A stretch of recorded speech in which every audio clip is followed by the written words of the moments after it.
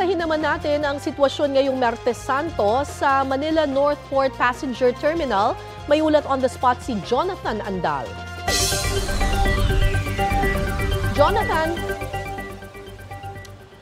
Kara, kung makikita mo sa likod ko, halos wala ng mga tao kasi nakasakay na po yung mga pasaherong babiyahe papuntang Bacolod, Iloilo at Cagayan. Ang biyahe po nila ay 12:30 p.m. Yun po yung last trip ngayong araw na ito mula rito sa Manila Northport.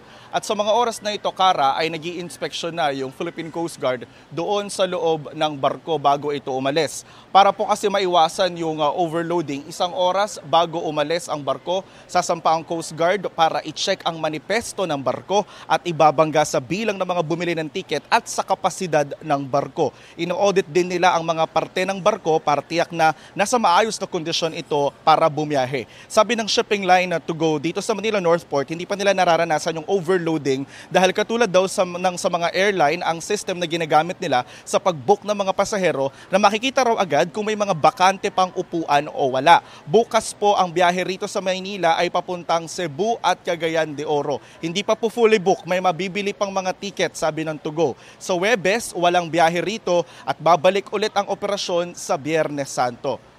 Kara, pinag-iingat ng shipping line yung mga pasahero laban doon sa mga scammer na sinasalubong yung mga pasahero malapit sa gate ng Pantalan tapos dadalhin sa Divisoria at bebentahan ng pekeng ticket. Kara.